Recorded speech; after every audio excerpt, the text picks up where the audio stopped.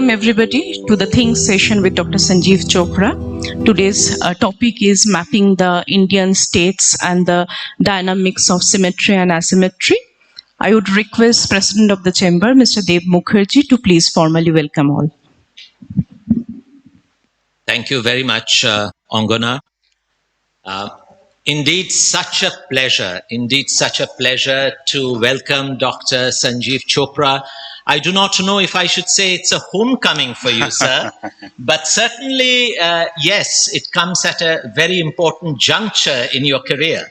And we are so fortunate in Bengal Chamber to be hosting such a wonderful talk. And I think it's absolutely a stunner. It's going to be a stunner. Anyway, good evening to all of you and welcome to this Think series talk by Dr. Sanjeev Chopra. The Secretariat has asked me to formally introduce Dr. Chopra, but before that, I would specifically like to welcome our distinguished guests. Coal India Chairman, Secretary, skills once upon a time, but you still carry the glory of your past office. Wonderful. And Mrs. Chopra and the young lady, charming young lady, Dr. Mrs. Chopra's daughter, our past presidents, Mr. Indrajit Sen, Mr. Bishu Chatterjee, and of course, the most important person today, Mr. Prashant Ray, Professor Prashant Ray, Dr. Prashant Ray, Professor Emeritus, Presidency University, who is going to moderate the discussion and make it even more interesting and enrich it. And all the distinguished audience.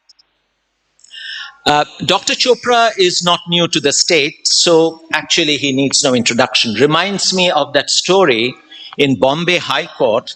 I don't know, Sanjeev, if you know that story. The Advocate General or the Chief Justice of Bombay High Court was asked to introduce Mr. Nani Palkhiwala before he was to give his talk. And so the Chief Justice or the Advocate General, whoever that person would have been, stood up and said, I have been asked to introduce Mr. Nani Palkhiwala. Mr. Palkhiwala needs no introduction. And he sat down. So people were quiet. And then Mr. Palkhiwala took over. So a similar sort of situation. Sanjeev Chopra needs no introduction, certainly not in Calcutta and not in the Indian or for that matter the international context. A prolific writer and a person of huge depth in learning and understanding of not only politics, but politics, history, and the important thing in today's context is to take on any subject, to my mind, a 365 or 360-degree view. And that is very important. We cannot afford to take an isolationist or a silo-driven view or a very limited view or a perspective of any subject. And more importantly, on the subject he's going to speak today, because that is something which is a fascinating journey, how the Indian states have been drawn. It's a fascinating journey that in the history of India and then the dominion of India during the British Raj, where you had 9 presidencies, provinces, and about 560 odd or little more than that, princely states, all coming together as one union, as a republic of India, from a dominion of India. And that too, in the preamble, as it states, that we are a sovereign, socialist, secular, democratic republic. And that is a comprehensive definition. With such ethnic differences, linguistic, as Sanjeev rightly pointed out, aspirations and assertions that often turn into political assertions. So regional, linguistic, cultural aspirations turned into political assertions determine a lot of the, let's say, the political geography of India and the limits and the limitations of the states. And more about all that from Dr. Sanjeev Chopra, how it has all evolved. But what fascinates me is that we are all together as one nation. Despite differences as a federal structure, as a union of states, we have such currents and cross currents, and in a democratic setup, we still make our adjustments. And yet, without, as he rightly said, what was the number of bloodshed? Less than 1,000. Less than 1,000 in a country like India, where we have still gone on making adjustments. We are still knit together as one nation, and we are still aspiring and growing as a nation, as a Republic of India. A fascinating story. Dr. Sanjeev Chopra, I think, will bring some new light, some new perspectives on this, and his storytelling is so good. Today, we all know the power of narrative. Politics apart, Dr. Sanjeev Chopra's narrative would give us a real insight into the dynamics of Indian statehood and the way the states have been delineated, and how this dynamic, the story of India is evolving. I'm equally pleased, though I did welcome Dr. Prashanta Ray, but he again needs no introduction in Calcutta, a professor of great stature in sociology and political science. He is going to moderate the discussion and make it certainly more interesting and relevant for all of us. I think I've taken a lot of your time. You must all be waiting to hear Dr. Sanjeev Chopra. So over to you, sir. Thank you. And take the proceedings forward. And Dr. Ray, yours as well, to carry the discussion forward. Thank you.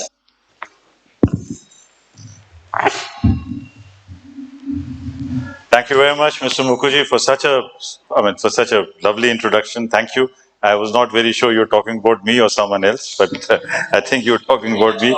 So thank you very much, Mr. Mukherjee. We've known Mr. Mukherjee both professionally and personally. He's hosted us several times. Thank you. Thank you, Mr. Mukherjee, for being the thing here. Professor Satyabrato Mukherjee, and of course the moderator for today, Professor Ray. We have with us Mr. Pramod Agarwal, Chairman of the Coal India Limited, the biggest PSU of this place, Shridesh Mohan, past President Indrajit Sen, Mr. B.B. Chatterjee, both the Kapoors who happen to be sitting together. I don't know why Mukherjees and Kapoors opt to sit together. And of course, all my colleagues and friends from ETI and from all over. Friends, it's a pleasure to be here at this chamber. So let me start with a little narrative about this chamber. You see, in 1947, amongst the many things which the British were dealing with, one was a proposal from the members of the BCCI and the expat industry, expats at that point of time, saying that why shouldn't Calcutta also be a port city, directly like Hong Kong and Singapore? This proposal was with the Lieutenant Governor of Bengal, Mr. Burrows. It was with him for about 7 days, but then he realized that there would not be much traction to it, and even Mr. Mountbatten did not pay much attention to this. But this is part of history. I mean, how nations create themselves and how imaginations happen. But let me start, and I'm going to read through some passages, which is not what I normally do, but because the subject is a bit dense, so I will have to refer to the text at points of time. You see, the interesting thing is that when we talk about India, as Mr. Mukherjee said, we the people of India, having decided to constitute India into a republic. That is the first opening sentence. And then you have the first three articles, which define what the Indian Union is. And it says that India is the union of states. Therefore, the quasi-federal nature of India is very clear, because we are a union of states. And then it goes on, the articles 1, 2, and 3 go on to describe how the states can be changed, how the states can be modified. And it has been happening over the years. It's happened for administrative reasons in the first 3 years of India's independence. But there has always been a context and a subtext to whenever the boundaries of this country have changed. In fact, let me take you to this first map of India. When you see this first map of India, you find that it says that India states, and the boundaries of India and Pakistan are still not been divided, still not been segregated. What I want to share here is that At that point of time, there were 9 provinces and 562 princely states. There were a total of 571 princely states. 9 went to Pakistan. 562 remained with us in India. Not one state, not one union territory is the same as it was in 1947. Not Jammu Kashmir, not Manipur, not Tripura, not Kuch Bihar, not Punjab, not Bengal. The boundaries of everything, I mean, every constituent unit in this map has changed. 1947 to the map now, 2019, which unfortunately has not been downloaded, but which shows Ladakh as a separate, as a separate union territory. Not one is the same. You see, even when it comes to Lakshadweep, it was then known as the Lakshadweep, Amdivi, and Minicoy Islands. So, Bombay has changed, Madras has changed, everything. There is not one thing in this map which has not changed. Like the ship of Theseus, whether when all parts of the ship have been changed, is it the same ship or is it a new ship? Now that's the question that I like to ask myself. The question that comes to our it's there. And I'll also like to make a categorical statement that there is no other country in the world which has seen in the last 7 decades such internal reorganization. And this internal reorganization has happened for a variety of reasons. Sometimes those reasons have been purely administrative. Sometimes those reasons have been purely political. Sometimes those reasons have been driven because of linguistic agitations. Sometimes they have been driven because of ethnic considerations. But how we have, over the years decided to change ourselves is the story that I'm going to share with you. Incidentally, there were 4 political leaders who are very well respected in our country and who really put a thought to this. The first, of course, was Mahatma Gandhi, who was very clear that India has to be reorganized on linguistic lines. And the Congress had actually reorganized itself in 1918 on linguistic basis. The second was Sardar Patel, who was also very clear that the way Bombay is organized is not the way Saurashtra will be. He was very clear that India must change.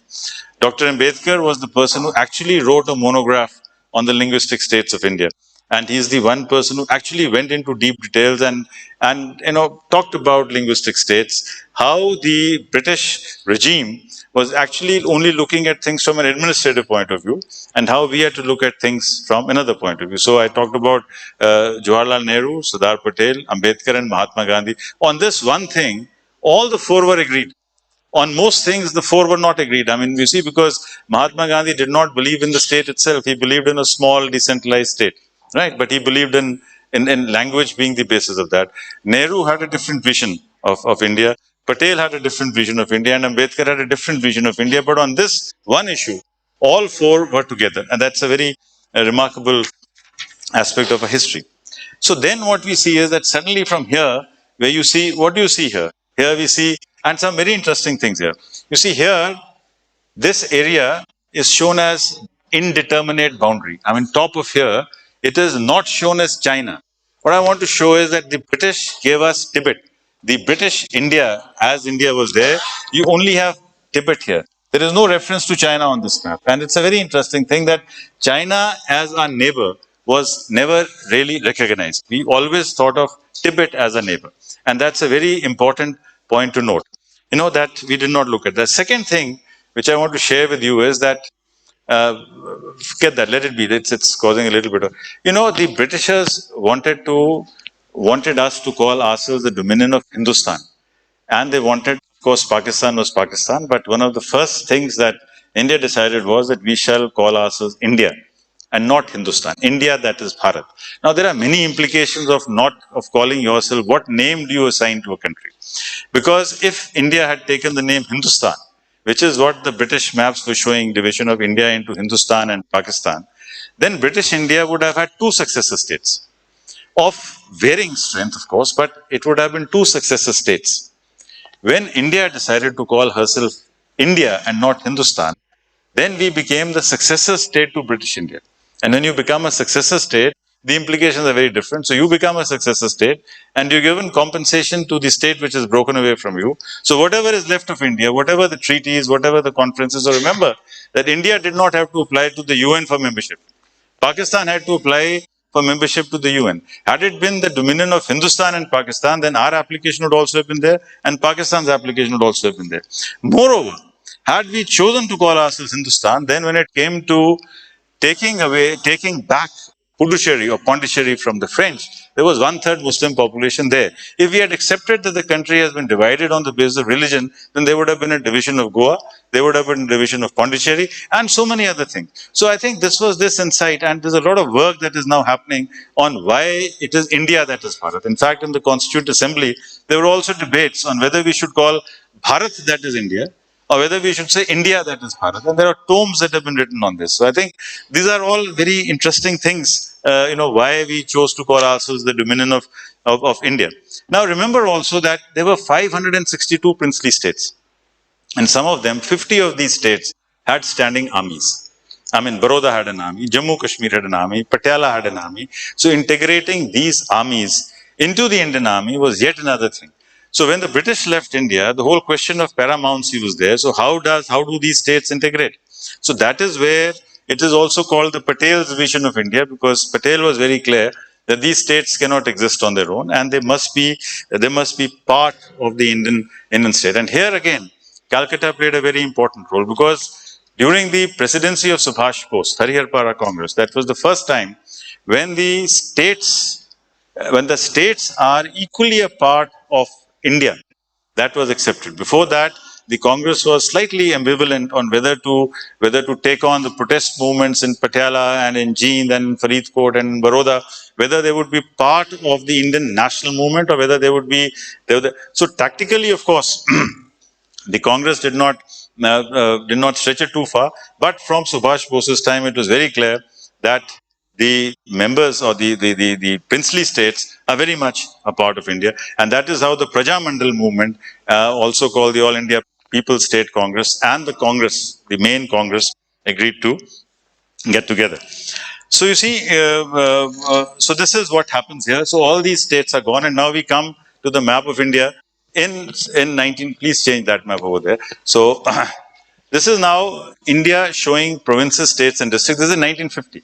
In 1950, by 1950, all the princely states have been integrated. So either they are made into unions of states, like in the case of Pepsu, or in the case of eastern states, or in various states, or they are merged with the neighboring state that we have at that point of time.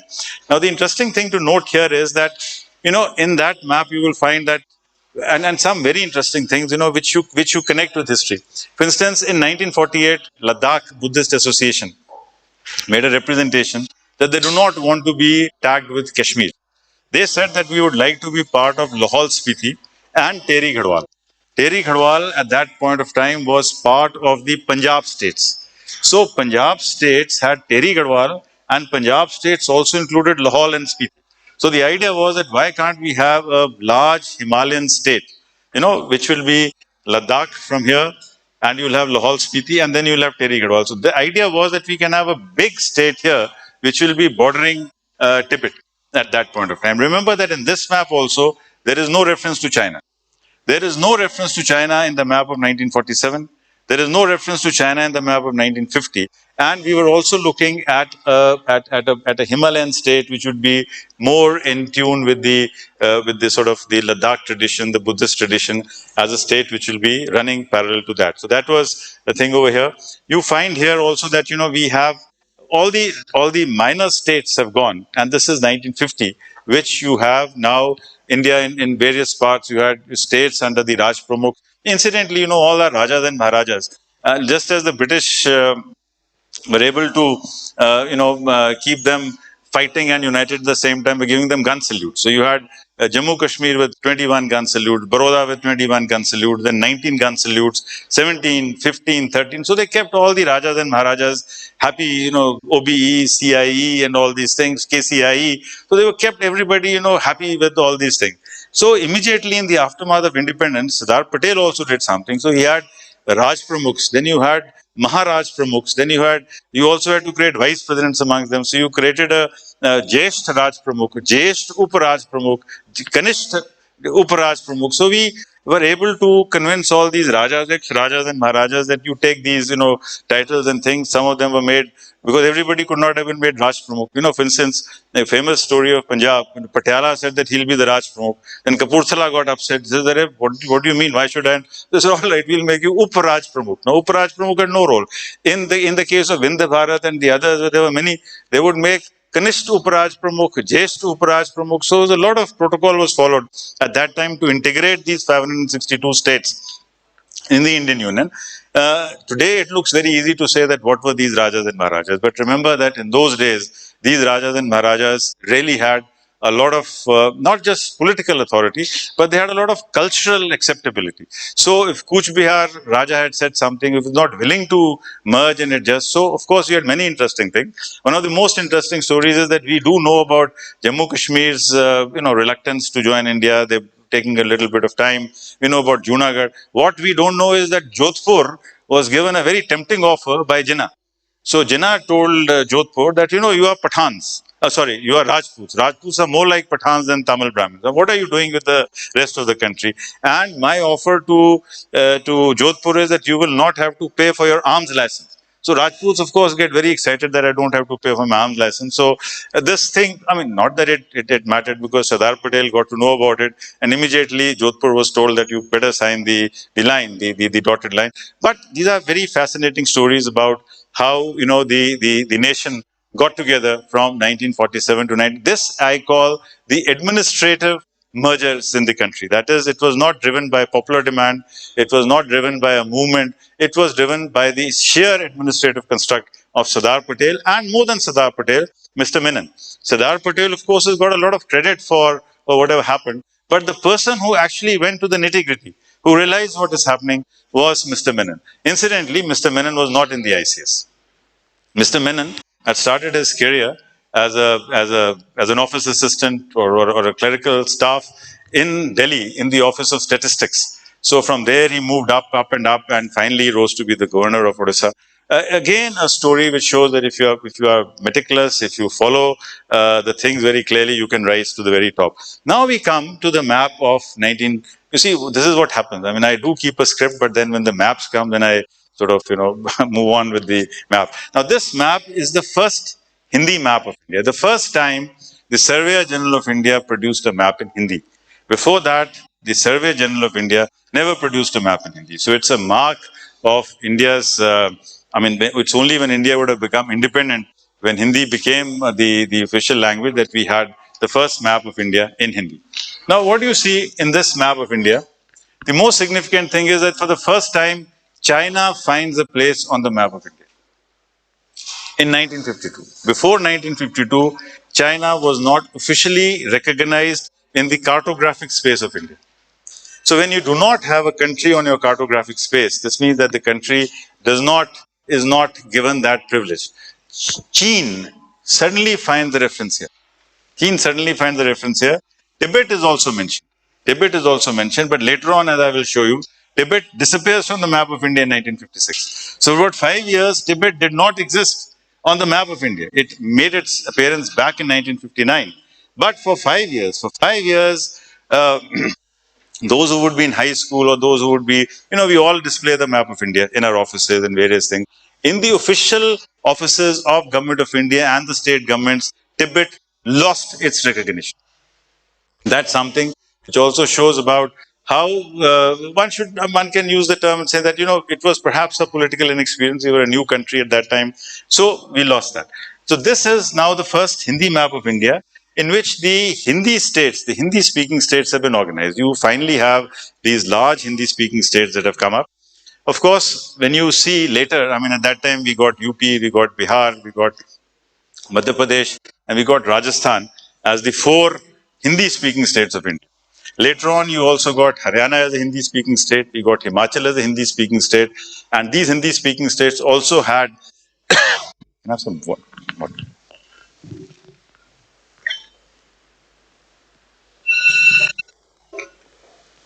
So these Hindi-speaking states, now you find that you have right from Haryana here,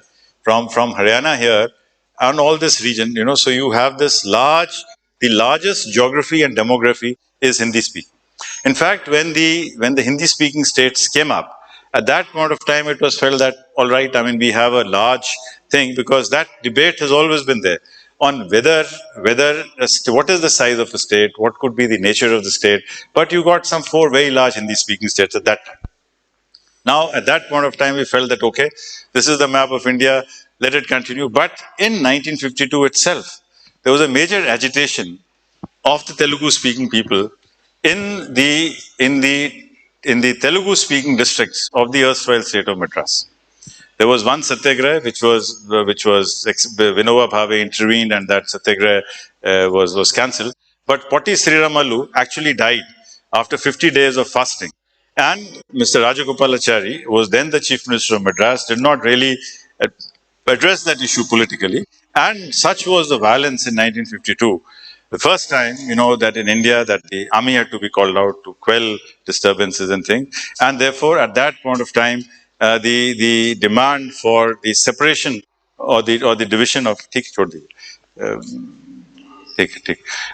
demand for a separate state in the south, that is from Madras. And what C. Rajagopalachari did, I mean, he tried to promote Hindi language. He also tried to, but what the provocation was when he tried to move the waters of Krishna River to Pennar. So that was the breaking point. That was the time when the Telugu population felt that injustice is being done to them.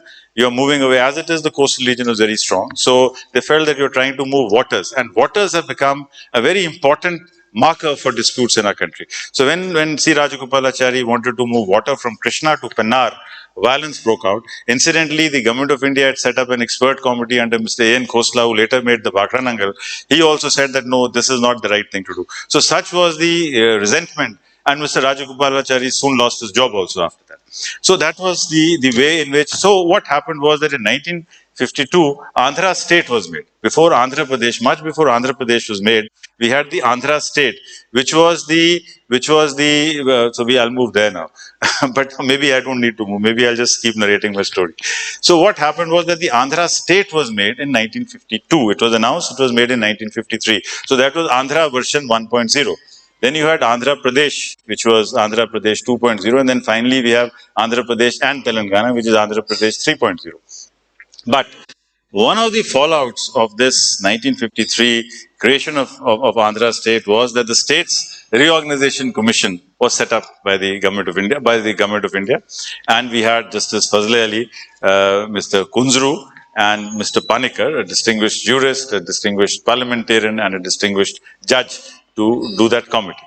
Now, three reports in India have been read very extensively. The first is the SRC, the second is the Shah Commission report, and the third is the Mandal Commission report. Now, these are reports which are read over and over again, and the SRC traveled all across the country.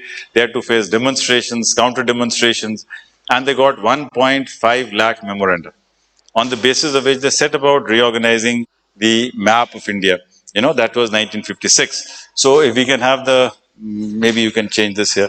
So 1956 is what I call the foundational map of India, because by 1956, India becomes more or less recognizable. You have, except for two bilingual states, which is the state of Bombay, which is both Gujarati speaking and Marathi speaking, and Punjab, which is both Hindi speaking and Punjabi speaking. Most states get most of the linguistic states, they get their own region. So Madras got these areas. Now, about 1956, there are two or three very interesting stories. One interesting story is that in 1956, Mr. B.C. Roy and Sri Krishna Sinha, the chief ministers of Bihar and Bengal, decided that the two states should become one. The legislative assemblies of both Bengal and Bihar in February 1956 decided that they should merge the two states and make a mega state of Bengal and Bihar, because they felt that this has Calcutta, it has all the labor from there, and it will be a very powerful state. The reason for that was that Mr. B.C. Roy, when he went to attend the Amritsar session of the Indian National Congress way back in 52 or 53, I forget the date, he found that the rehabilitation of Punjabis from West Punjab had been very, very comfortable. And the reason for that, to his mind, was that because the Punjabis came in and settled in a state which was their own linguistic zone. I mean, there was no, I mean, there was, of course, physical displacement, but there was no mental displacement. And the Jat Sikh landlords, they get their compensation in the areas which are now Haryana, because those were sparsely populated. And then you find that there were rehabilitation in Faridabad, Panipat, Sonipat, Gurgaon, Kurukshetra, and Delhi.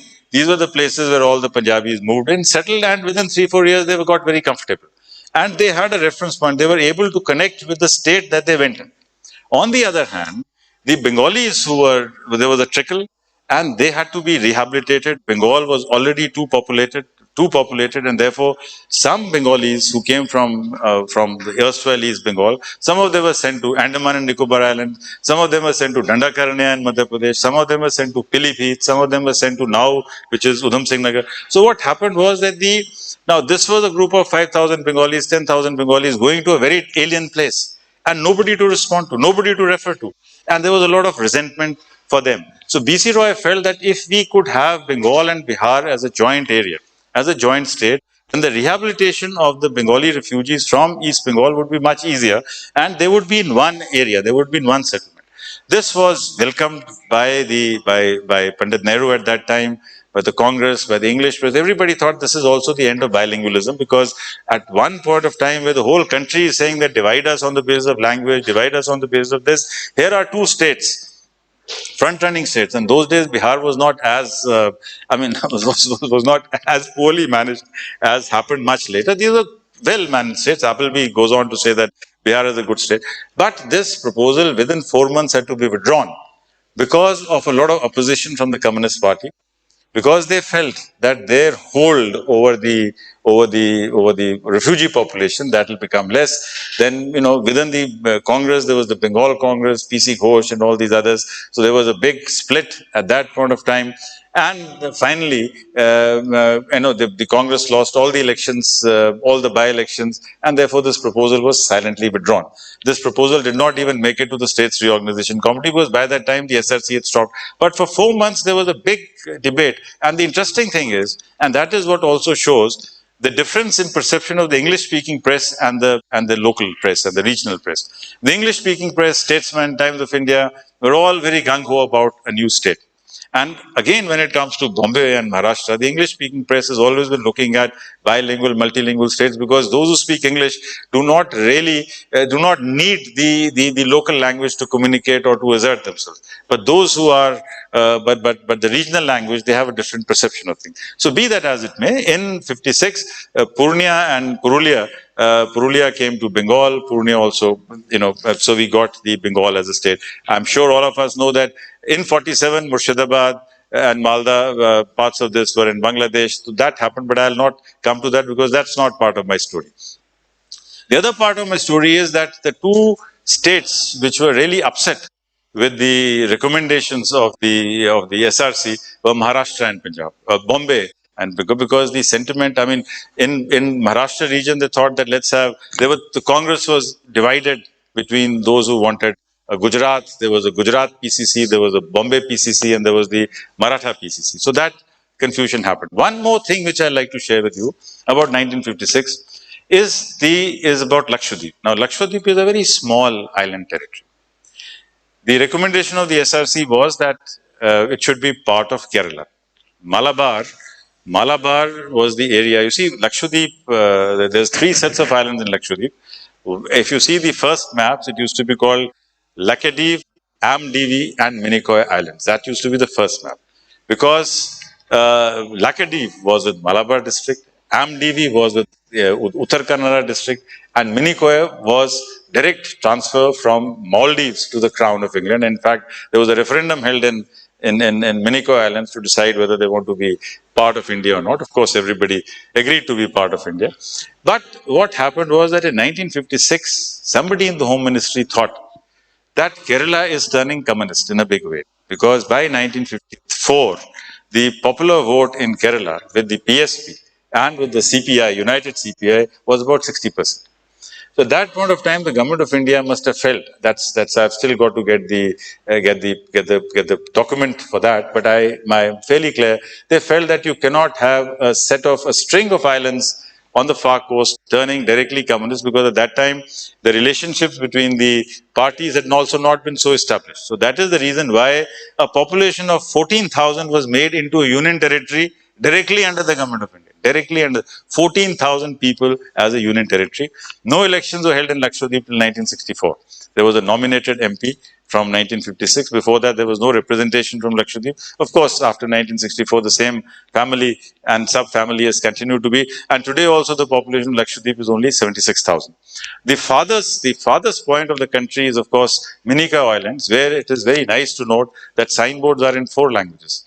You have signboards in English, Hindi, in Malayalam, which is the official language of, or one of the official languages of Lakshadweep, and Jesari, which is the language of Maldives, because majority of the people in Minicoy have their affiliation with. Fortunately for us, there was a person called Major Bob Cutting. He has again a very interesting history. He was a Tangkhul Naga.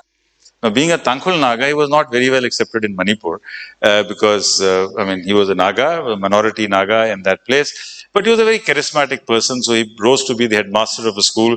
So the local deputy commissioner said, "Why don't you join the viceroy's commission in the army?" So he became a major in the army, fought the battle, came back, joined the Indian Frontier Administrative Service.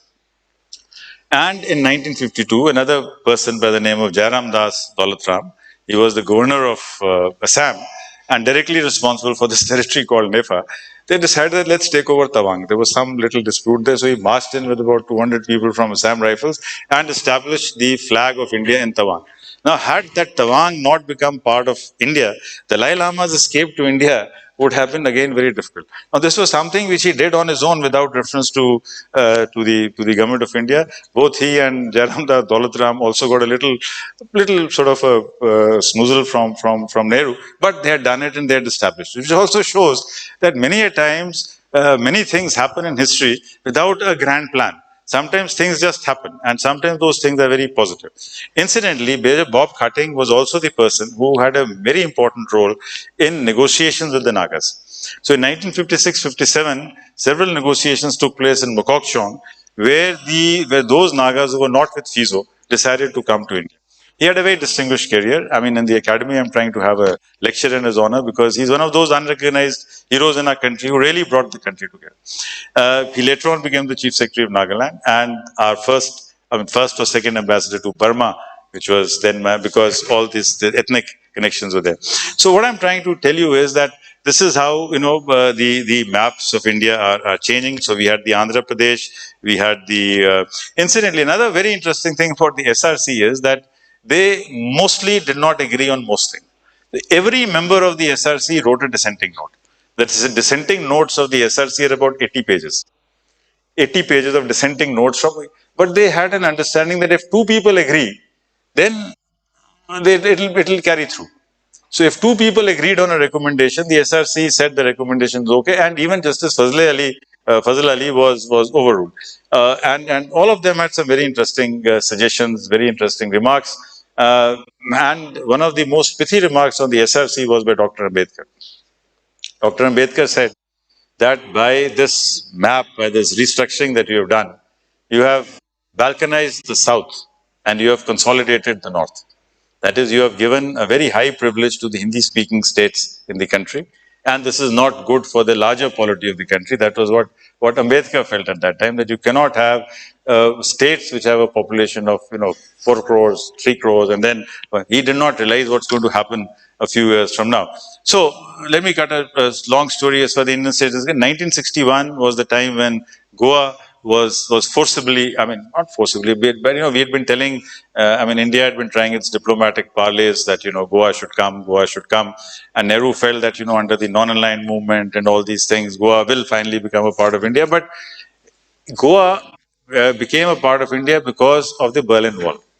When the Berlin Wall started in 1960-61, the entire attention of NATO moved there. Before that, NATO had not been very clear about where all NATO will help each other. So in 1960, NATO made it very clear that we shall not operate outside North Atlantic. Before that, NATO was not very clear about where. So, for a long time, Portugal kept saying that if there is a conflict, then the entire NATO forces will be here with us. So, it was only at that point of time it became very clear that there will be no intervention. The Indian Army moved in, and in 28 hours, Goa, General Chaudhary, incidentally, was also responsible for Operation Polo in Hyderabad, and then he got Goa also with us. The more interesting insight about Goa is that, the Dadra and Nagar Haveli, in 1956, they declared their own independence. They declared their own independence, and Goa could not Portugal could not send troops to Dadra and Nagar Haveli. So Dadra and Nagar Haveli was a free state from 1956 to 1961. In 1961, Dadra and Nagar Haveli wanted to merge with India, but then the legal formalities had to be done. So for one day, an IAS officer by the name of KJ Bijlani was declared the Prime Minister of Dadra and Nagar Haveli, and the Prime Minister of Dadra and Nagar Haveli had signed an agreement with the Prime Minister Nehru. So both of them sat together. One of the rare instances where an IAS officer became a Prime Minister and sat on an equal footing. So that is how, we were. So 1961, we got all these areas. There's one map. There's a little confusion from my side. I should have done it earlier. But because, by that time, the map had been made, so they've just put a black tape on wherever they had written, beneath Goa there to write, beneath Goa they would write occupied by Portugal. So that thing was cut out. 1960 was also the time when Bombay and the agitation was so strong that Maharashtra and Gujarat were created. So that left only Punjab as the single bilingual state in the country. Right? I'll come to that later. Now I come to 1963. 1963 is the time when Nagaland was made as a state. And Nagaland becoming a state meant that the entire logic of having administrative viability or economic viability of a state as the key factor, that was dismissed. Because if Nagaland could become a state with 3.75 lakh population, then there was no way in which the Mizos could have been, would not have a state for Mizoram. The whole argument of not having a separate state for Manipur, Tripura, all that logic went. Now it's a question, one of the reasons was that Assam wanted to impose Assamese on the whole state of Assam. I mean, had Assam not been so, had not been so aggressive about its own linguistic nationalism, then perhaps the fate of the northeastern region would have been. But when 1963, when Nagaland was made, then it is a forerunner. And the fact that after that Mizoram will be made, Meghalaya would be made, Arunachal will be made, all the states will be made is written therein. So one action or one decision that is taken at a particular point of time also leads to a whole set of a ripple series of effects takes place. Then, of course, in 1960, and I must also tell you that in 1965 we had the Indo-Pakistan War. In fact, every time there has been a war, there has been reorganization, because the 62 war showed that you have to actually, do a lot of construction. You have to have many more, you can't have the population fighting with you, so you have to give them their little resources, their cabinet ranks, their chiefs, their cars, their own DGPs and their own chief secretaries. Incidentally, in Punjab, under Mr. Caron, was one of the most successful chief ministers. I mean, like Caron, BC Roy, they were all people who were second to none. I mean, they were people who could have been prime ministers, who could have really, and they could speak to the political leadership on the basis of not of equality, but at least in the nature that they weren't really, they couldn't be cowed down. So the Akali Dal and Congress had a common membership in 65. And therefore, after the 65 war, there was a lot of things happened, and therefore Punjab was also made a separate state, Punjabi Suba. On the Punjabi Suba front, it's very interesting to note that as long as the demand was for a Sikh state, it was not accepted. The moment Master Tara Singh gave over to Sant Fateh Singh, and Sant Fateh Singh was very clear. He said, "I want a Punjabi Suba, not a state where Sikhi ka bolbala. I want a state where Punjabi Suba is there." Therefore, he got a lot of support, and finally, the leadership at that time conceded. And with the creation of Punjab, Haryana and Himachal also came out. Incidentally, both also wanted to become independent states. So that is how Punjab, Haryana, Himachal happened. And so therefore you have more or less by 1971, everything seems to be okay in the country. And by 1972, all these union territories, Meghalaya, Mizoram, all these. So basically the government is in a mood that all right, let's adjust ourselves to every linguistic and ethnic demand in the form of a statehood, because that does not affect the overall structure of the nation. And in fact, even now, whenever there is a demand for Gorkha land or Bodoland, nobody is saying that we are opposed to India. The demand is against the state, against the province. I mean, Uttarakhandis, when they were asking for a separate state of Uttarakhand, they were against UP. They were not against India. In Gorkhaland, they're not against they're not against India. Their grouse is against West Bengal. Likewise, in Bodoland, the grouse is against Assam. It is not against India. It's a very interesting concept of regional assertions not being against India, but being against the local governance pattern, because at the end of the day, the governance is more about what the state delivers. Because whether it is NREGA, whether it is housing, whether it is school education, whether it is hospitals or transport, it is the bulk of the needs of people who don't speak English is primarily with the state government. All of us here, because of our interests in commerce, industries, airlines, nuclear science, we seem to be more connected with the federal government. But as far as people who come to the brigade rally, I mean, their reference point is what is happening here and now. So that's another interesting aspect that I thought. So next major change that happened in India is the integration of Sikkim to India. 74, 75, you first have Sikkim as an associate state and then as a part of India. That's called for the amendment to the constitution. You had to change 2A and then 3. Now, when you look at Sikkim, it's a very interesting story, because in 1947, for a brief period, for about 6 months, the Sikkim had been brought under the administrative control of India. Tell me, how much time do I have? Okay. So, okay. So the story, my problem is that I know so much of the story that I can go on and on and on. But Sikkim, and it's a very interesting thing about Sikkim is that how do you look at history? The first book on Sikkim came up by a very famous journalist from this place, Sunanda K. Dattare. He said smash and grab. Now that was from the perspective of the Chogyal. Then came the next book, which was by A.K. Das, which is called the Sikkim Saga, which was written by the administrator of Sikkim at that time, which captured the other mood. Then you had a view on Sikkim by Andrew Duff, of which I spoke of in the last literature festival in Calcutta. He wrote it from the point of the Scottish missionaries who were there in Sikkim.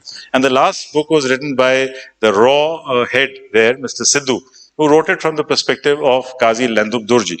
So whichever perspective you look at, you find that history has 4 different things. Point to note is, and that is very significant in the context of demographies, in 1870s, because the Lepchas and the Bhutias, both following the Buddhist tradition of monkhood, did not want to cultivate their lands. So they invited the Gurkhas from Nepal to cultivate their lands. So they got about 1,000 Gurkhas to cultivate their lands, 1,000, 2,000. By the turn of the century, Gurkhas had increased in numbers, and the Lepcha and the Bhutia population had stagnated. By 1947, 60% of the population of Sikkim was actually Nepalese.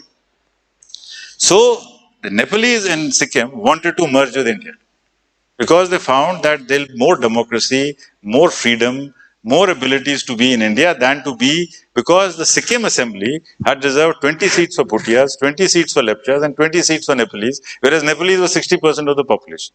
Therefore, the lack of adult suffrage there led to all these changes. So this is how, so when people say smash and no, majority population in Sikkim at that point of time was not Lepcha and Bhutia. And as long as the king was only favoring the Lepchas and the Bhutias over the rest of the Nepalese, which also shows how demographic transitions, make a lot of difference to the way we are. So this is how the merger of Sikkim takes place. Incidentally, the Chogyal and Gyalmo was not a name given by the British. The Britishers were very, somewhere between clever and cunning. But they knew how to rule. If one has to learn the nitty-gritty of governance and rulership, they were past masters. We can criticize them for a lot of things, but when it comes to writing reports, when it comes to understanding what has been happening, in fact, a lot of my work is based on the fortnightly reports which the British High Commissioner in Delhi and the Deputy High Commissioners used to write to the Foreign and Commonwealth Office in London. They would give, and after 40 years, they declassified the records. So all records of 1947 are now available for research, something which we have not been able to do, but give them credit for that. Now, what happened was that he was in fact the king of Sikkim, was actually the vice president of the Chamber of Princes. So his status was very different from the status of Nepal and Bhutan. Some mistakes that we did was that we kept Sikkim and Nepal, the parts of Nagaland, under the Ministry of External Affairs, again for a very petty reason. The petty reason was that Mr. Nehru thought that he'll be able to control them better because Sardar Patel he could not control. So Ministry of Home Affairs he could not control. So he thought, let me put this under the MEA. So he created the IFAS, the Indian Frontier Administrative Service, and this, which gave reasons to Sikkim to think that they are independent, because that should have been an area. And so that's why rules of business also become very important. What we do, we must realize that there are implications in the short run and there are implications in the very, very long run. Okay. Now I'll cut a few more states and we'll come straight to 2000. In 2000, 3 states were created. These states were Uttarakhand, Jharkhand, and Chhattisgarh. Now, the interesting thing about these is that by this time there is a bipartisan consensus that you can make states. Before that, the Janasangha and the BJP had been opposed to creating new states because they felt that Akhand Bharat cannot be divided, or it should not be divided on the basis of states. That is why the preferred name was Vananchal for Jharkhand and Uttaranchal for Uttarakhand. But there was a bipartisan consensus on these 3 states because as far as Jharkhand and Chhattisgarh is concerned, it was very clear that the tribal population had become less in these states. So although they were projected as tribal states, the outside element, which comprised people from all over the country and on which both the national parties, so-called national parties, Congress and BJP, they felt that they will be able to have a greater presence there. So that is how these 3 states came up. Uttarakhand came up because of the Mandal Commission. Because in the Mandal Commission, the order was that 27% seats will be reserved in the state for OBCs. Uttarakhand had less than 2% OBC population. So if this order was to be applied in Uttarakhand, then it would have been a very interesting situation where 2% of the population would have got 27% of the posts in the government. And so whether it's in education institutions or in jobs or in various other things. So this is what led to the flare-up. But before that, you had the Chipko movement and many other things. And of course, the antipathy with you. One interesting thing also is that when a region has state-level leaders, they don't want it, because Uttarakhand, as long as Govind Ballabh Pant was in the leadership, KC Pant was in the leadership, ND Tiwari was the chief minister, they did not feel alienated. But after the domain of Mulayam Singh and Mayawati, they felt that there is no representation for them because it was a very small sort of a representation which they had. So that's how Uttarakhand came into being. But this happened without violence at that point of time. So we are moving from a stage where people are agitating to a stage where people are discussing across the table. And so you have these 3 states that come in. Next major change in India happens in 2014 when Telangana is created out of Andhra Pradesh. Now, the creation of Telangana out of Andhra Pradesh means that this whole logic of other than Hindi, one language, one state will not work. That a state could have languages as Telugu, but just having Telugu as a language does not mean that the state will be together. You can have 2 states from one language. So that is what Telangana showed. And that is what is now leading to demands in Vidarbha. That's what's leading to demands in Karnataka, because Coorg wants out. And so therefore the entire scenario of one language, one state. Chhod dijiye isko. Let it be. Let it be. I should have prepared. Chhod dijiye isko. Just leave it. Leave it. So we have this, and the last thing that's happened in the country is the last major change. So Telangana, of course, has its own sets of problems, but Telangana is going to spur a lot of demands in large states like Maharashtra, Bengal, Karnataka, Tamil Nadu.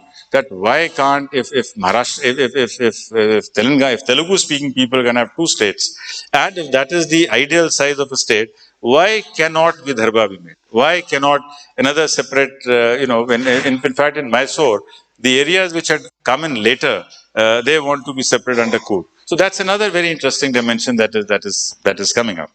Finally, in 2019, Jammu Kashmir, which was the last sort of bastion, which was the last thing which had not changed on the map of India, this also got changed when you had Ladakh and Jammu and Kashmir. Now, one of the significant things about Ladakh being made a separate union territory and a veiled assurance being given that all right, Jammu Kashmir can also have statehood later. But one thing which becomes clear is that now the map of India will be like this. Jammu Kashmir will not be at the crest of India. The crest of India will be Ladakh. This will be how the map of India. I mean, unfortunately, I don't have the 2019 map. So this is what you have the 2019 map? Yeah, good, great.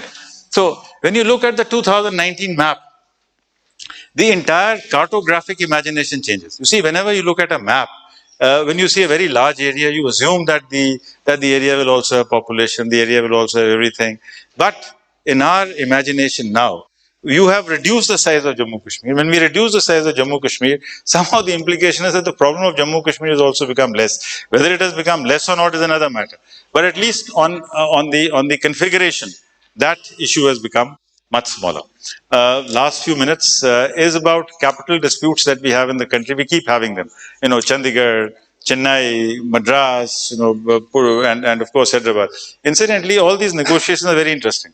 When Chennai, which is named after a Telugu deity, when Chennai remained in Madras state, so Tirupati was allotted to Andhra Pradesh because they had to compensate. So the compensation again is very interesting. So Tirupati versus the city of Madras in the Madras state of Chennai.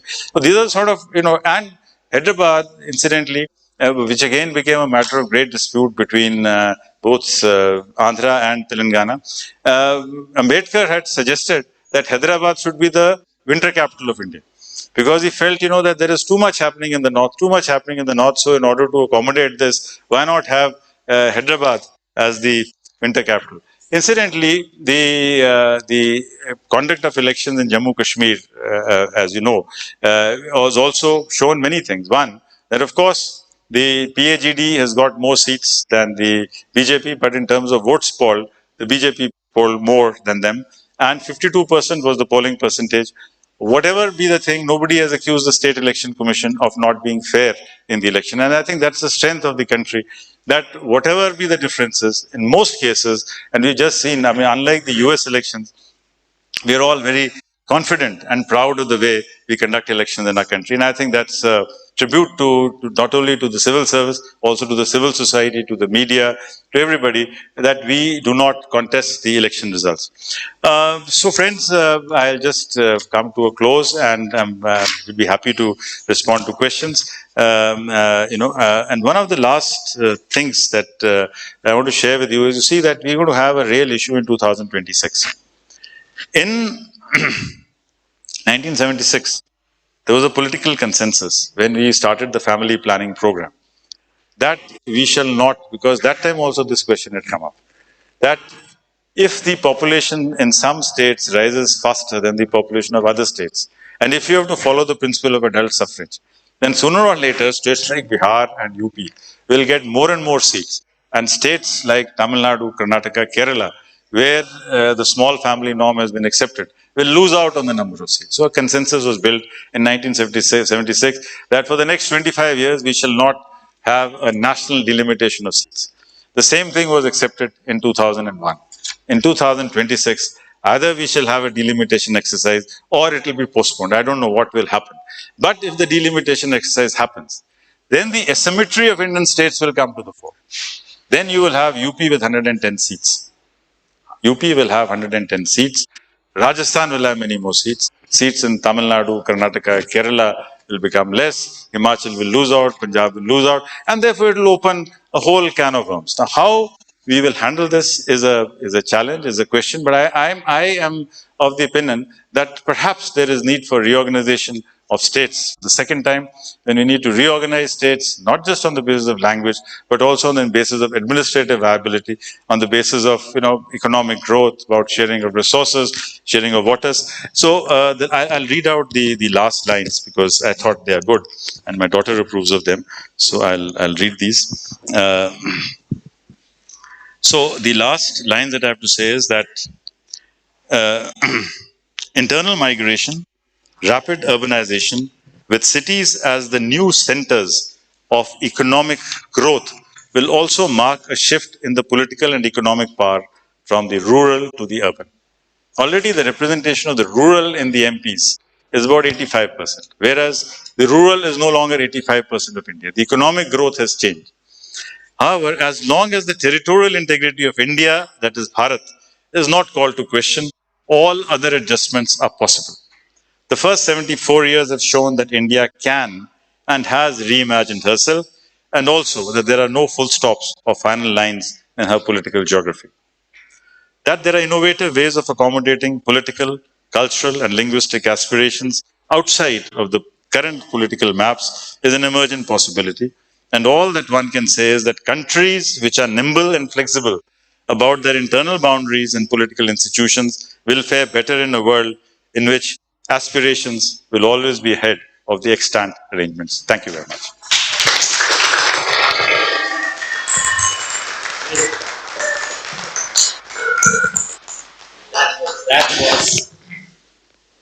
That was indeed storytelling at its best. I would say storytelling at its best goes to show the depth of Dr. Sanjeev Chopra's knowledge and the analysis, the way he has analyzed the evolution of the states.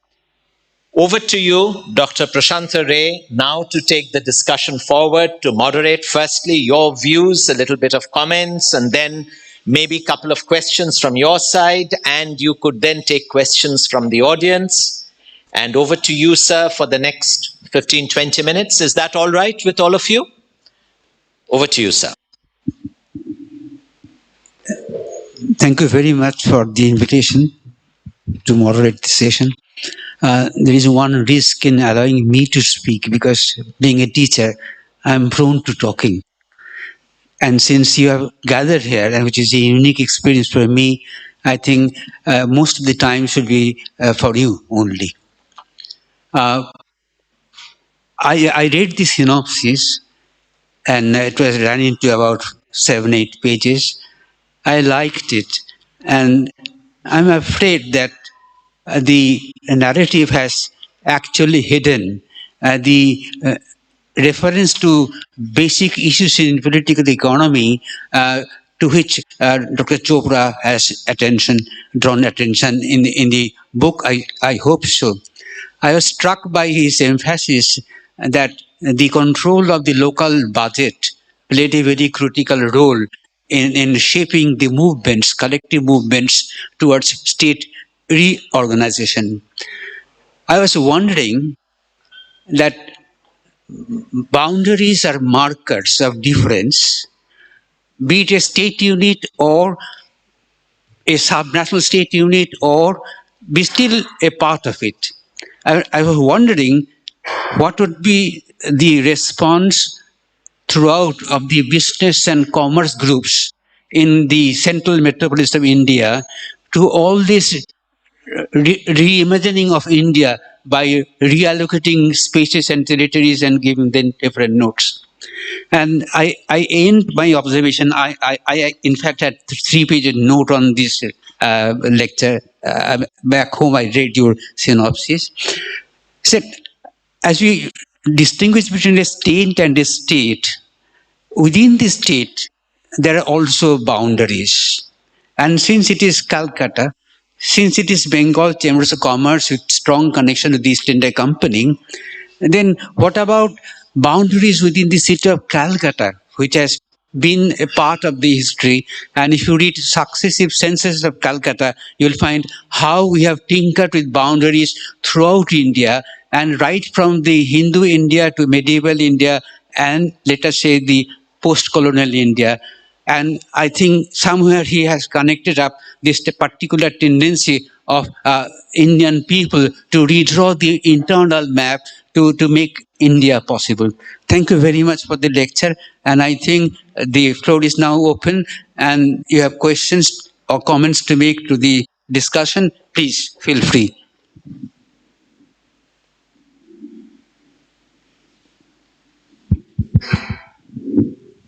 Thank you. Thank you very much, Sanjeev ji. As our president has mentioned, you have made a supposedly drab subject so interesting that we were all captivated. I never thought for a moment that I would sit through a lecture on cartography of the Indian subcontinent with such rapt attention. Anyway, that's excellent. Very good narrative and a very good narrator. One question I had, apart from this 2026 delimitation, is there any unfinished business in the states reorganization, agitations, etc., where you think that some effect could be there in the near future? That's one. And second, of course, this is nothing to do with India as such, but why was Nepal never considered a princely state by the British? So that's a question which I thought I just thought I would seek your knowledge, pick your brains on. Can I start responding, or maybe I think because other than questions one by one. Or? Then let me just start responding, if with the permission of the Professor. Sure. Thank you very much, sir. You see, at the moment there is only one state, the state of UP, where Mayawati had passed a resolution, which still exists on paper, which has not been which has not been sort of rescinded. And the last resolution of the UP Assembly is that UP should be made into 4 states. That is on record. I mean, that is a legislative recommendation of the UP government, that UP legislature, that there should be a Purvanchal, Harit Pradesh, Ayodhya, and one more, I'm forgetting the exact name. But that is on record. That is on record. Mayawati was going out of power, so after that it has not been followed up. But there is a need for us to look at this. I have not really looked into Nepal because my story starts with India, and there is a lot to be done within the story that I haven't really touched Nepal, except for the fact that one of the reasons is that, you see, Nepal was never part of the Indian Chamber of Princes. So Nepal and Bhutan deliberately ensured that they will not be part of this Narendra Mandal, as it was called. So whichever, and also they were not under the Indian political department; they were under the foreign department of the British government. So I don't think this was ever a thing. But I have not really gone into this aspect. Next question.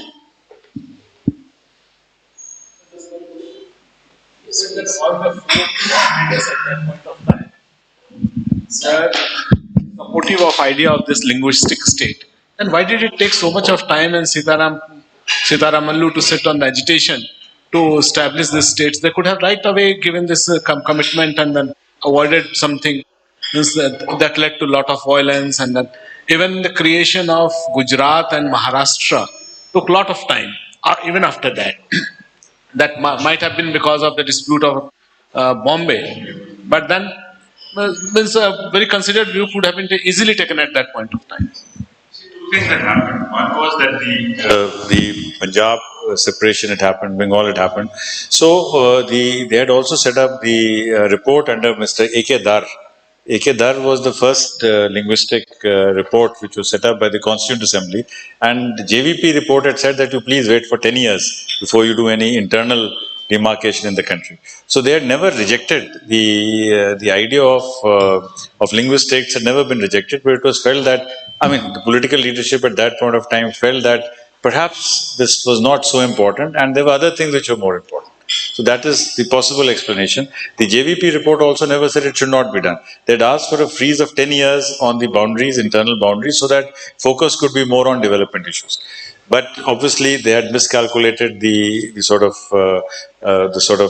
potent demand for the linguistic reorganization. And also, the fact remains, you see, that but for, I mean, again, hypothetically speaking, it was largely because C. Rajagopalachari was made the Chief Minister of Madras. He was not a very popular Chief Minister of Madras. Had there been somebody more political like Kamaraj, maybe things would have been different.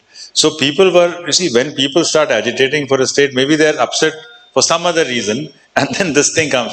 And this moving of waters from Krishna River to Pennar River, that really agitated the mind of the coastal Andhras. So if you try to, the counterfactual is that had it continued as business as usual, and if the Telugus had not felt that their water is being taken towards the Tamilians, maybe this may not have flared up. It flared up the day this notification happened. You know, that is perhaps one of the. Nehru, you know, yes, he. No, I don't think that happened, because as far as the reorganization of the linguistic provinces of the country was concerned, that had happened in 1918 only. What they felt was that freeze of 10 years, but I mean, that could be one of the reasons, but largely it was the failure of C. Rajagopalachari and the feeling which Telugus got that their water is being diverted to the Tamil areas. Because the reorganization has taken place before this, because after the accession there was merger of the states. And in the merger of the states, the way the states were created, they were administratively very difficult to manage. When in Madhya Pradesh, there were three, four. Yes, there were three, four. Madhya Pradesh, all these things happened. And then even Riva was a separate state, and Riva. So all those administratively, all these units were unviable. So there was no reason not to pay any attention to this and get this country reorganized instead of waiting for 10 years. That's my Yes, perfectly valid point. Any more questions? Yes, madam. Yeah. Yeah. Very, as it really was a very fascinating and a very well analyzed topic. And I was actually very fascinated by the topic, the dynamics of symmetry and asymmetry. You mentioned, Mr. Chopra, that Bengal and Bihar, these two states, they were proposed to be unified, but it didn't come through. Other than this, were there any other states? No other No proposal? other state. This is the only example in Indian history where states have wanted to come together. Okay. The first example where bilingualism would have been there, but obviously it didn't work out because. Unfortunately, we are dividing and dividing. I don't know. I mean, I'll leave this as an open question on whether a small state is better or not. I mean, having seen you see, very small states, of course, are not viable, but you cannot now merge Nagaland back into Assam. That's an impossibility. But having worked in Uttarakhand, I must say that a smaller state which is geographically compact, has a certain amount of area, and a population of about 2 to 3 crores, is viable by itself, and it does well. Because when the control of the district is too far away, frankly speaking, I mean, whether we like it or not, it is that PM, DM, CM, sorry, PM, CM, DM. Somebody will get very upset if I put DM in the middle. Any case, I have only 30 days in my job, so even if I lose it. So what happens is that if the CM cannot connect, I mean, UP, 84 districts, I mean, how is it possible to run it at that level? So I think a state which has, from an administrative point of view, state with about 10 to 15 districts, each district having a population of about 30 to 50 lakhs, from the point of view of the administration, is an economic, is a viable unit. So that's the way I would look at it. Management instead of macromanagement. No, you see, again, the point is that the expectations of the state are now very different. I mean, in 1947, nobody expected the state to provide employment. See, one of the cardinal things that has changed in the last 10 years is that the right to food, the right to work, and the right to education are not things which we are giving as a matter of privilege. It is a right. It is a right. So somebody can walk up to the BDO and say that, look, I haven't got 100 days of work. Give me 100 days of work. So that when the BDO gives him 100 days of work, he's not doing him a favor. When we are providing rations through the PDS, we're not doing somebody a favor. It is the right. If schools have to be run, midday meal has to be given. It is not that the DM is good and therefore you have to give food and you have to give work. It is a matter of right. Now, when you have to do it, then if you have very large districts, if you have very large states, then the administration of these welfare programs is going to be effective. And ultimately, the strength of this country lies in the administration of many of these programs. Absolutely. Thank you.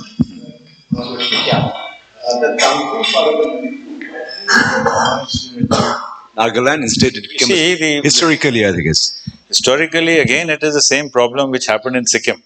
The Meiteis or the Manipur Rajas did not want to cultivate land. They did not want to spoil their hands. One thing is very clear. Whichever community gets out of agriculture loses political control. If you're not on the field, if you're not farming, then somebody else is going to take your land, and along with your land, your politics. Meiteis did not cultivate the land. The Meiteis had invited the Tangkhul Nagas to be their bordermen. You say, and Meiteis were very refined, very civilized. I mean, the most refined of the Vaishnav kingdom, when they were offered scheduled tribe status in 1947 or 40, me and scheduled tribe, I am the highest of the high, I am the direct descendant of Lord Vishnu, aap mujhe scheduled tribe bole?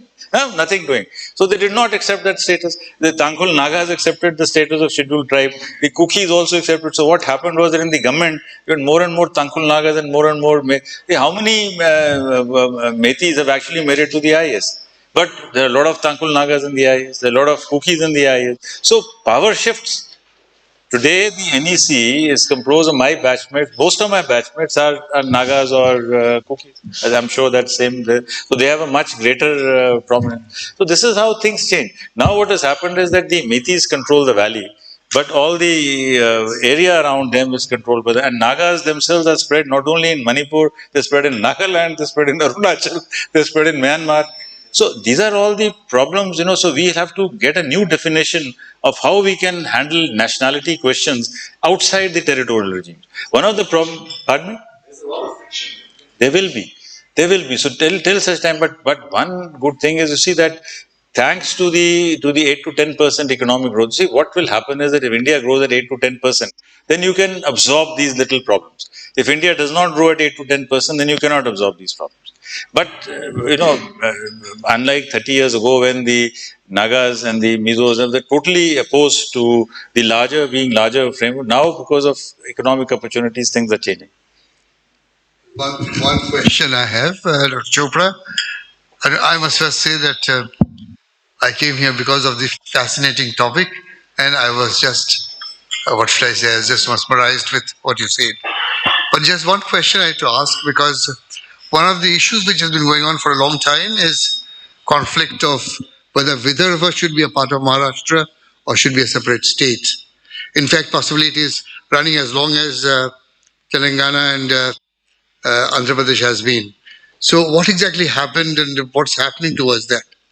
I cannot predict what's happening, but what I'm saying is that that till 2014, this argument was not valid. I mean, the moment you had a state and a language, there was no question asked. I mean, there was a possibility, but with the setting up of Telangana, the possibilities of Vidarbha increased manifold. With the setting up of Telangana, the possibilities of Karnataka having two Karnatakas, Coorg upside and the old Mysore region, that increases. So it is not that it will happen tomorrow or day after tomorrow, but it is that a process has now been set into motion, and there will be no logical argument to say that no, we cannot discuss Vidarbha. I mean, till 2014, you could have said, no, we don't want to discuss it because you're Marathi speaking, you have a state, so let's not discuss it. Now, after 2014, it's open to question. After 2014, I don't want to say anything, but if North Bengal says, I want two Bengali-speaking states, there can be two. Already you have Tripura and Bengal, and Bangladesh is three, states. So if there's a fourth one, it's fine. So that entire thing that you cannot break a state because everybody speaks the same language, that logic has gone out of the door. So if Vidarbha demand comes up, and it's possible it might happen. There's a fair possibility that it will happen because everybody likes a smaller state. I mean, we are happy, we get more posts in the government. I mean, there are more lal battis or blue battis or whatever. Politicians are happy. It should not be very small, but this will happen. I mean, the size of India really requires about 50 to 60 states. We are too large and there's a lot of asymmetry. So there's no comparison between UP and Tripura. There's no comparison between, but I mean, if UP was 4 states, perhaps, I mean, frankly speaking, how many of us would even know the state capitals or the CM of Tripura because he's more controversial? But Mizoram, for example, I mean, you wouldn't know who's the CM of Mizoram. You wouldn't know who's the CM of Nagaland. And when they sit across the table, there's no, I mean, there is no comparison, so that is the thing. But with the smaller states, more easier to administer, I mean, from that point of view? See, states historically, there are some states which have come to us as a historical legacy. For instance, Sikkim could not have been made part of Darjeeling. So Sikkim is a small state, it's part of legacy. Manipur is part of legacy. Tripura is part of legacy. So Goa is also part of legacy. So some states are part of legacy. But if states have to be made, I would really feel that a population of 2 to 3 crores is what is the minimum size of a state to have, 3, 4, 5 states. And in that scenario, with 130 crore population, about 40 to 45, 50 states would be better. And this will happen in 2000. I mean, if the 2026 is not postponed by another 25 years, this is the writing on the wall, because nobody outside UP and perhaps Rajasthan will accept such such a major asymmetry in political power. It will be most likely it will be postponed. I mean, if they sort, but fortunately, all three of us would have retired by that time. So the problem is for the next generation. But I get the point. Yes, sir. Yes. No, it was really fascinating listening to you. The way you narrated everything on your fingertips, it was really, your value of words, the words flow really. You really mastered the art. And it was very interesting. Thank you so much for being here with us.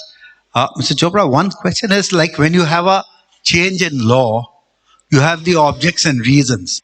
Now the different maps have different point of times where you see China was not there, Tibet was there, etc., etc. Also, do you have something like that where which one can, or is it a perception from different authors? You get perhaps some clue, but you're not very sure. It could be a hypothesis, it could be something else. It is more in the context of 2026. That's where the information technology, getting all the database absolutely okay, all that process is on. So what can we look forward to 26? 2026 will depend a lot on, will there be a reason, a cogent reason, on paper, something to fall back on, or I don't know, what has history shown? Do we have objects and reasons? I'm very clear that if the 2026 is not extended by another 25 years, there will be the next reorganization of states in the country. So either we'll postpone it by 25 years, that will depend on what is the political configuration at that time, what is the constitution of the Lok Sabha, who is the dominant political party, what will be the views, so. But if there is a political party with 400 seats or 300 seats, then I think it might just say that let's have a delimitation and let's also have the further reorganization of the country. But if you have a fractured mandate, I don't know what will happen. I mean, 5 years is a very, very long time in politics. I mean, it's impossible to talk about 5 years in politics. Yes.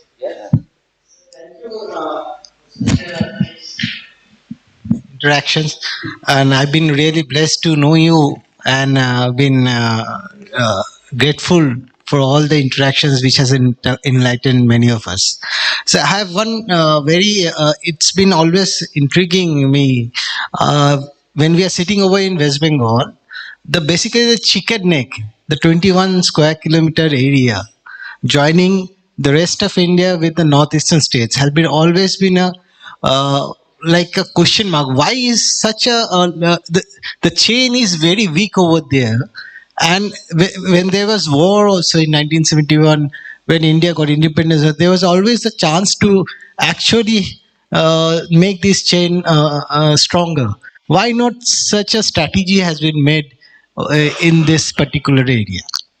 That's it's not very easy to really see. When you manage boundaries within the country, it is very easy.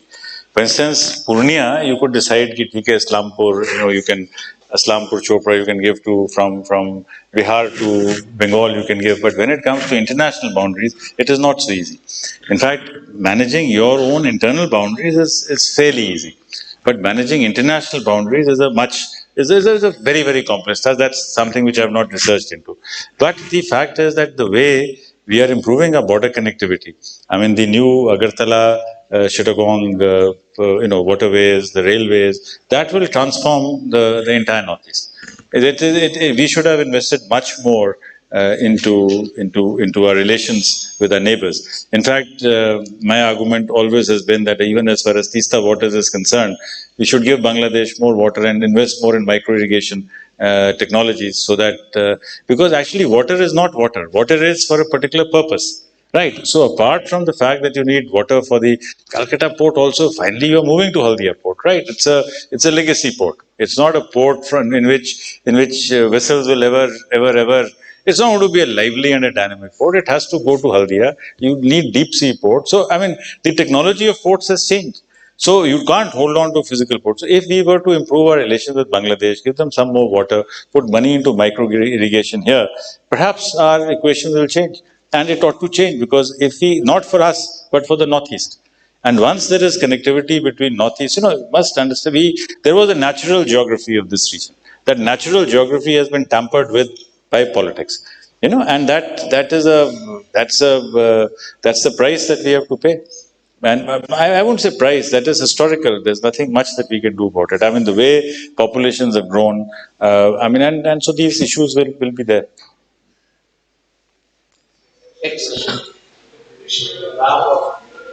Pakistan and India. So I think there was a clear-cut understanding from them, thinking. Maybe, I'm just guessing that maybe down the line this whole of Northeast will disappear, will not be a part of India. That's why they kept the links. Because they made the maps, they did the maps whichever they wanted. There were fights between India and Pakistan regarding some parts of Bengal and East Pakistan, which will be part of which small portions. I still travel. I just was there recently. This small narrow place which covers a small village and the rest of Bangladesh, and people are working from Bengal to the other part of Bengal. It's it's Again, let's also understand that the partition happened in a very fast-neck pace. I mean, there was not too much time to reflect or think, and perhaps even if there was time to think and reflect, we would have come back with the same solution because the contest was so intense that even if you had 6 months' time to decide the boundary, the result would still have been the same because the decisions. I mean, finally, frankly, because of Atulya Ghosh and the Raja of Kausam Bazar, Murshidabad came to India, which and we used the argument of the Calcutta port to do it. But today, are we going to use those arguments? The point is that today, can we be more liberal with Bangladesh? Can we have them on our side all the time? Because we are a much stronger country, so we can sort of do many things. Because the larger interest is that it's not just Bengal, it is the Northeast also which has to be, with Northeast as a powerhouse for India, will be a very would be a very different India at that point of time. Would you like to have any closing remarks? Are you sure? Mr. Mukherjee, any closing remarks? Yes, she is my friend from JNU. Yeah, please. It was truly a very nice opportunity for me to be here. I didn't know because I was from a very different sector, disaster management, doing a very different sort of a job. But when I just heard about the topic, mapping the Indian states, I have put a comma there, and disaster management, dynamics of symmetry and asymmetry. So that's how I'm going to proceed on with my research. And today with your narrative, it is very important for us, for all of us to understand that whenever we plan a model for any of the disasters that happens, it is important for us to know the region, the state, and you cannot function without knowing it, because you have to map the vulnerabilities according to the state. Only then a proper plan of action can come into being. So this session was too good for me, and I am looking forward to work on this same, but from the perspective of a disaster. And I learned a lot from you. Thank you so much. Thank you, ma'am. Finally, a request from my side, Sanjeev. When you are finishing the book and planning to launch it, please give us the opportunity of hosting the book launching in 2022. Sure. Thank you. It's an offer which is accepted. Wonderful. On that note, I think, thank you very much for this wonderful evening. May I request, we have our two distinguished past presidents on either side of the table. May I request You are the senior senior past president, isn't it? In fitness of things, Bishuda? Yeah. May I request Mr. Indrajit Sen to please formally thank Dr. Chopra. Yeah. And Okay, a small memento. Dr. Chopra, I think you have left your watch. I lose track of time when I talk.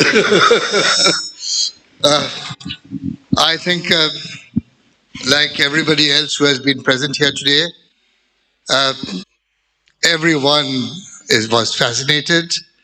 And really, as I mentioned, we are mesmerized with what we heard. In fact, when I was looking at this topic this morning, I said, okay, I must go because this is a topic which looks to be very heavy.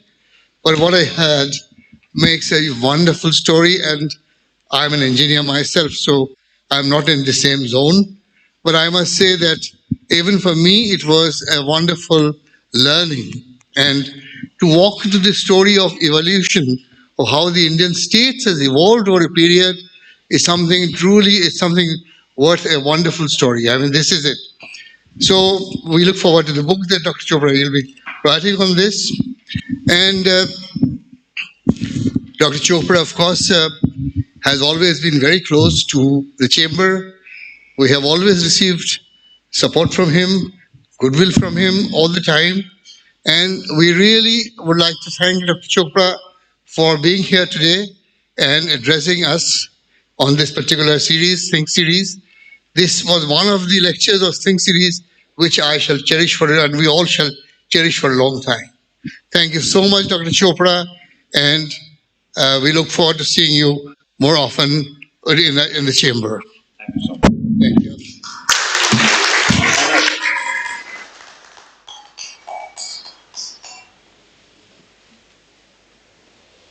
It also gives me a pleasure on behalf of the chamber to give a small memento to Dr. Chopra for being with us today.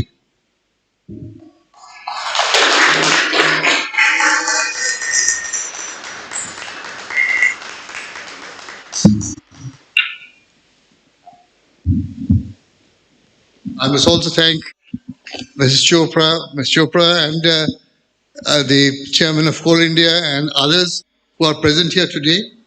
So thank you all very much for coming here and being with us at this function. Thank you. Thank you. May I request our immediate past president, Mr. Bishu Chatterjee, to kindly formally thank Dr. Prashanta Ray.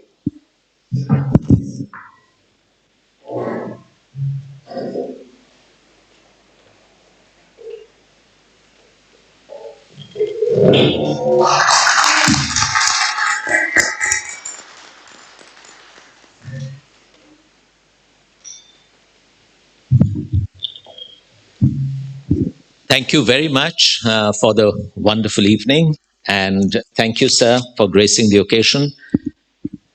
Any other questions or interactions, comments, or else we will call it a close and wish you all a very good evening. And I echo the words of our former president. We really look forward to seeing you again very soon. But certainly, as you have now committed, your release has to happen. The book has to be launched here. Okay, thank you very much, and a very good evening to all of you.